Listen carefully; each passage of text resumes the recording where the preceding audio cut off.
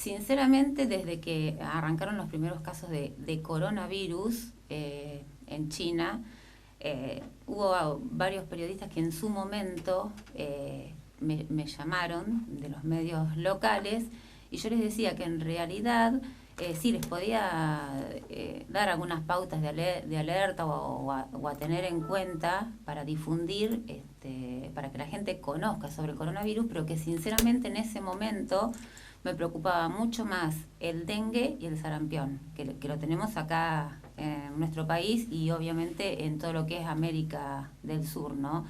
Donde los números se han duplicado, sobre todo hablando de dengue. Lo que vos decís es totalmente cierto. Nosotros arrancamos desde el fines del 2017 haciendo una campaña masiva de prevención de dengue, yendo a todas las escuelas, no solo de la ciudad de cabecera, sino también de los pueblos del partido. Fuimos a los jardines y a cuanta institución nos abrió las puertas, a su vez siempre recorriendo los medios y dando pautas de alarma, pero insistiendo en la eliminación del mosquito. El mosquito, para que uno tenga dengue, tiene que estar el vector. El vector es el que contiene el virus que nos da la enfermedad. Y el vector es un mosquito que se llama Aedes aegypti, que está acá en nuestro país. Actualmente tiene circulación viral activa, que yo ahora te voy a explicar qué significa eso, en 11 provincias de nuestro país. Si vos me preguntabas en el 2019, no teníamos circulación activa viral más que en Misiones y Formosa. Pero actualmente ya tenemos circulación viral activa en 11 provincias, incluyendo dentro de la provincia de Buenos Aires todo lo que es Ciudad Autónoma de Buenos Aires con el conurbano y varias regiones sanitarias de la provincia de Buenos Aires. ¿Qué quiere decir circulación activa? Que antes lo que teníamos puntualmente en Villegas era el vector, o sea, el mosquito, pero sin el virus.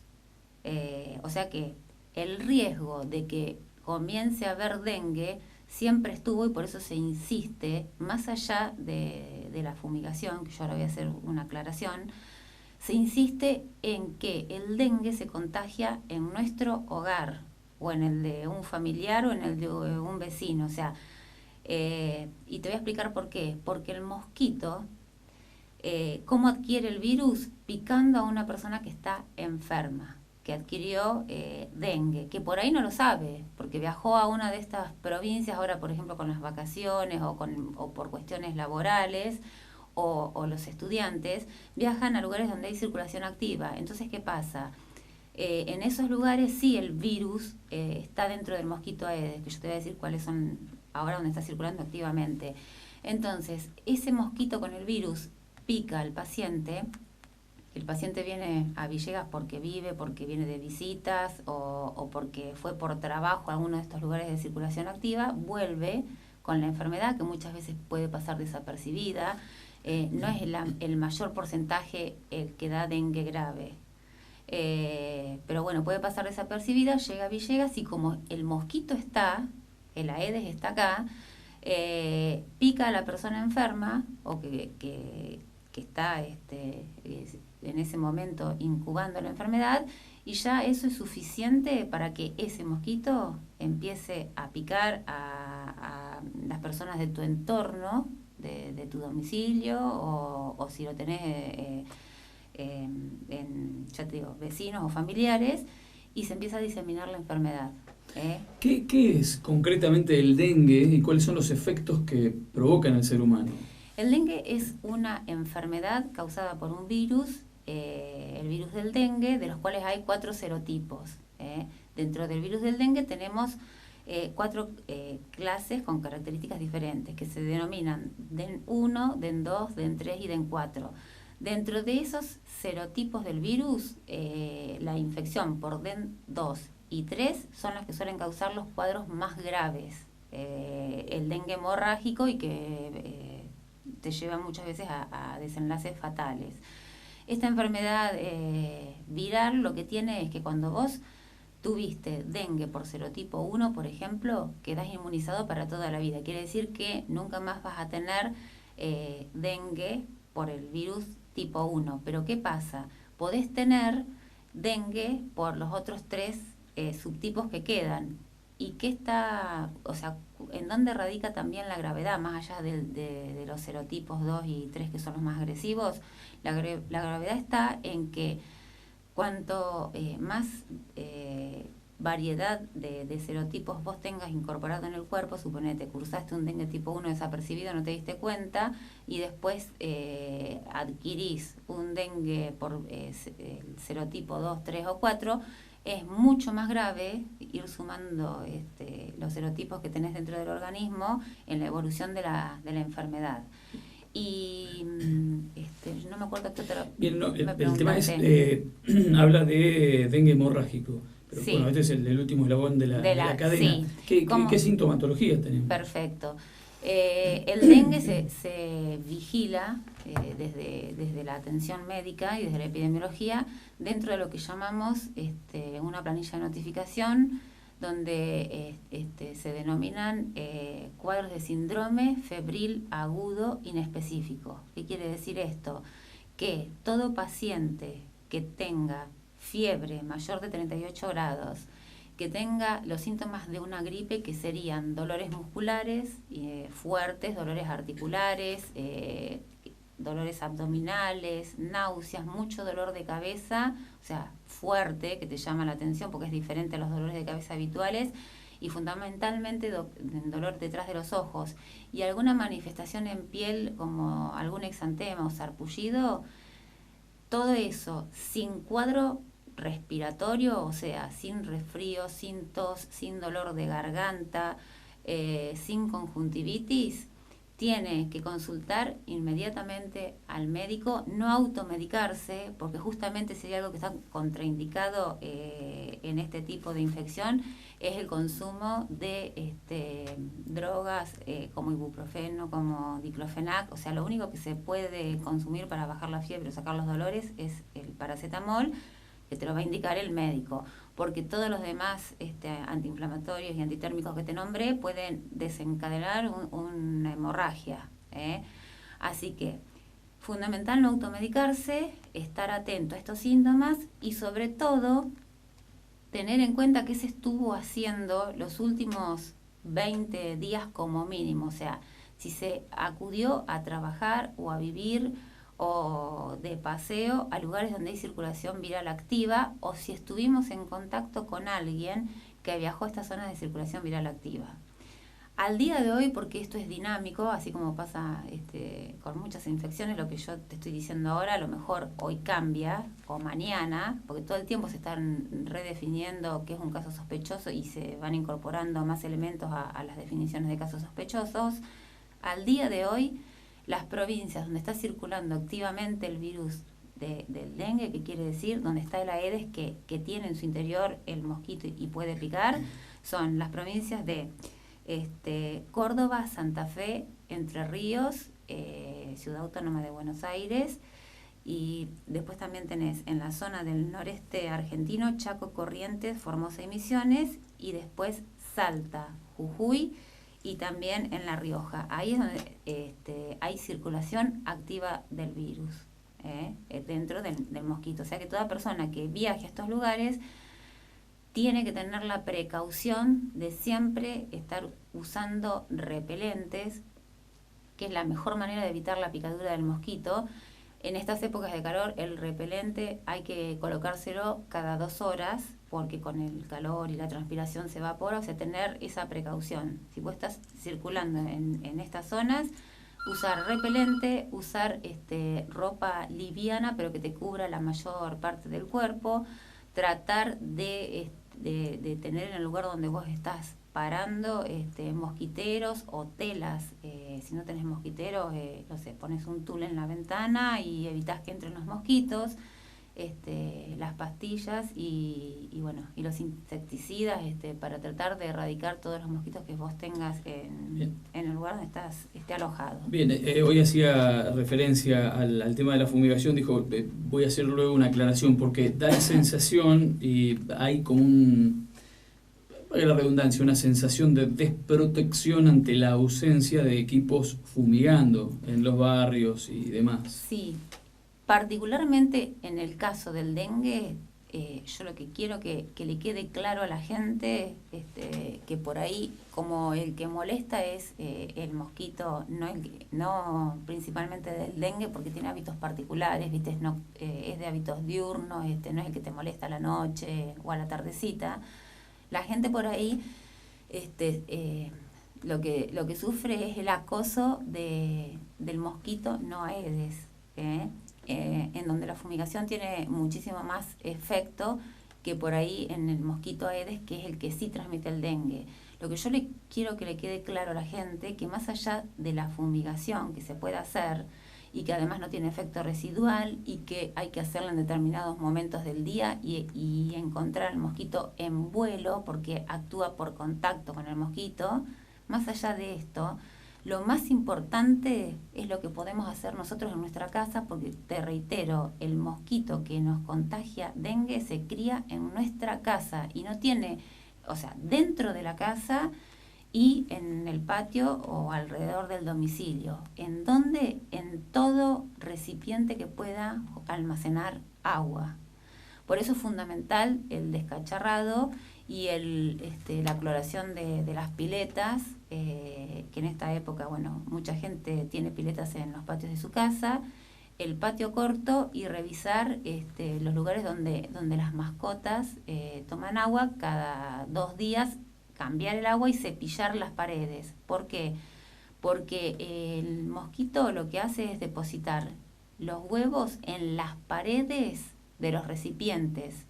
El recipiente puede estar vacío, pero el tema es que justamente hay que darlo vuelta, por más que no tenga agua, porque el ciclo del mosquito, el mosquito no te pone los huevos en el agua, pone los huevos en las paredes de los recipientes que están tirados en el fondo de la casa o dentro de la casa. Puede poner los huevos en un florero, en los tubos de desagüe de los baños o de las piletas de lavar los platos, en los floreros, en las peceras, en todo recipiente que tiene agua, puede llegar a juntar agua, es donde se depositan los huevos en las paredes.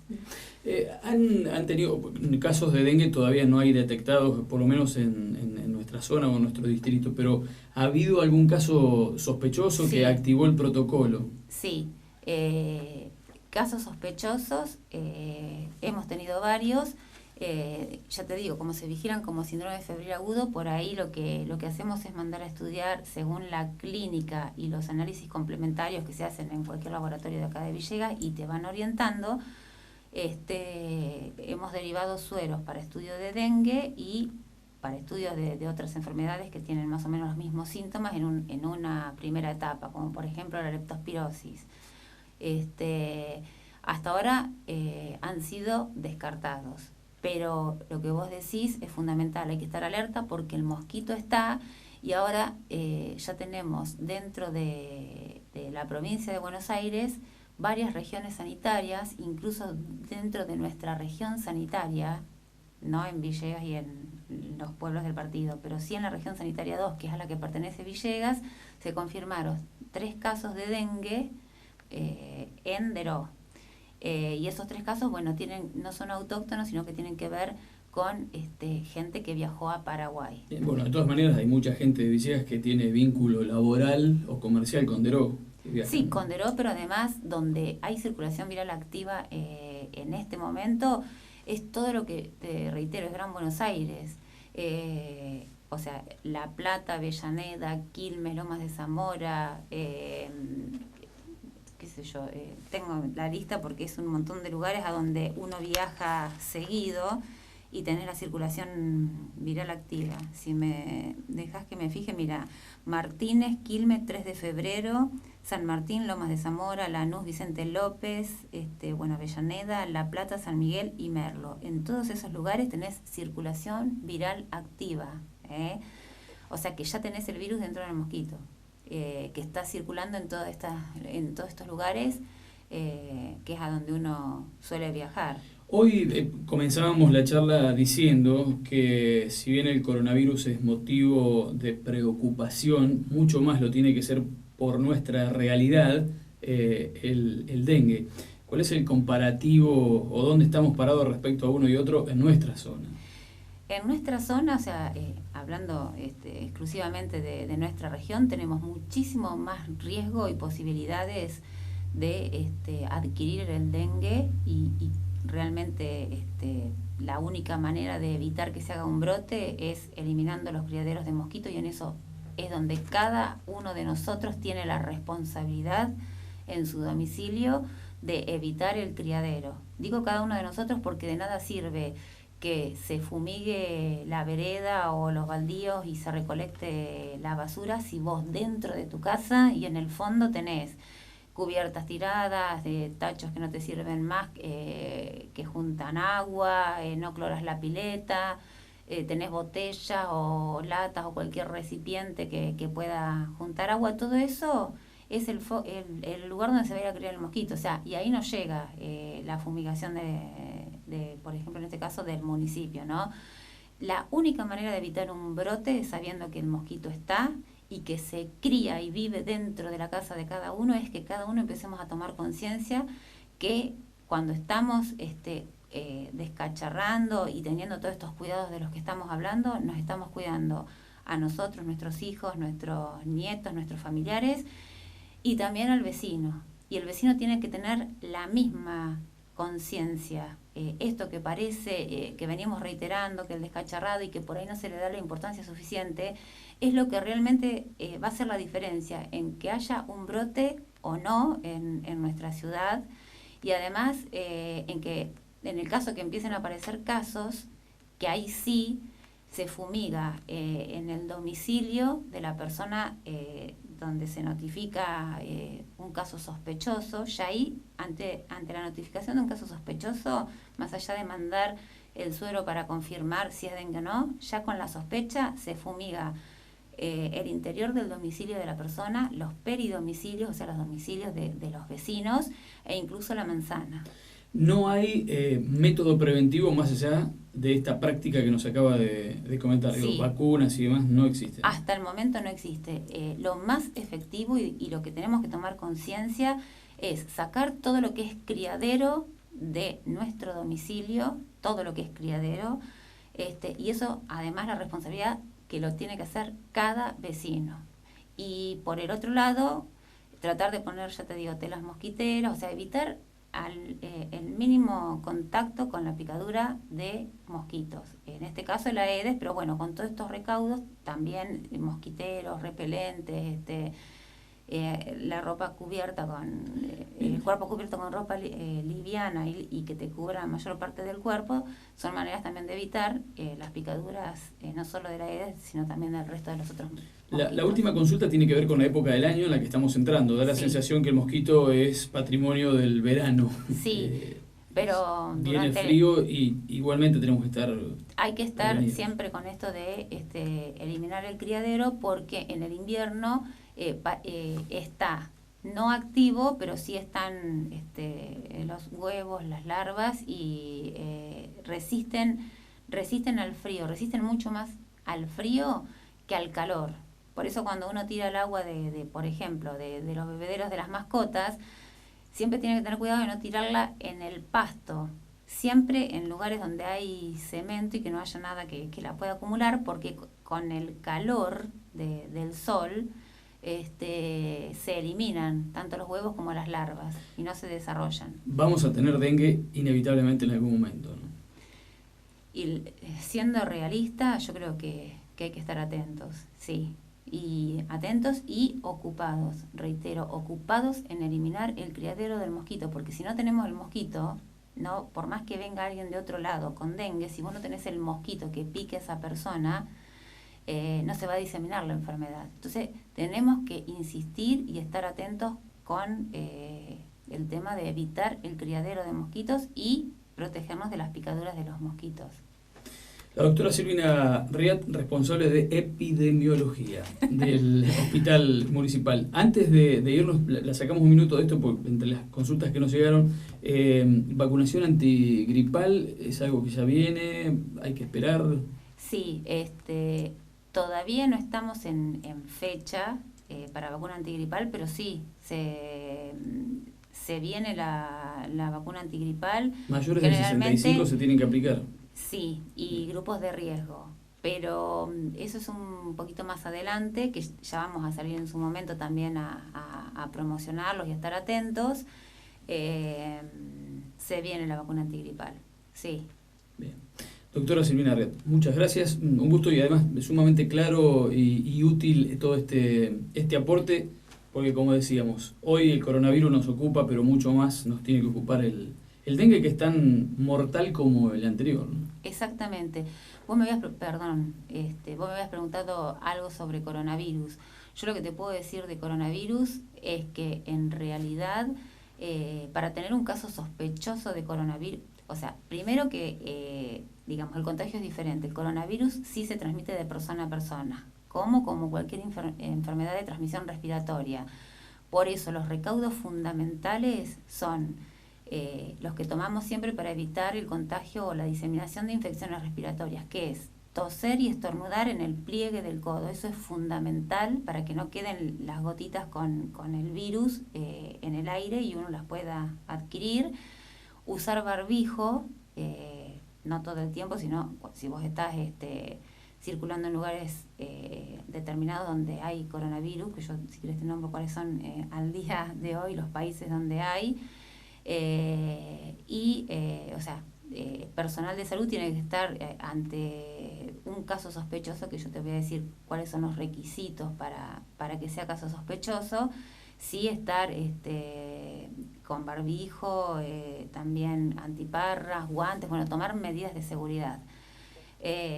La diferencia fundamental es esa, que se transmite de persona a persona, que hay que ventilar lugares, y lavarse las manos, que es el principal transmisor de gérmenes. Lavarse las manos, como hemos reiterado en más de una ocasión, no justamente por estos casos puntuales, sino siempre, porque las manos son las que transmiten la mayor cantidad de gérmenes que existen y uno de los principales motivos por el cual enfermamos.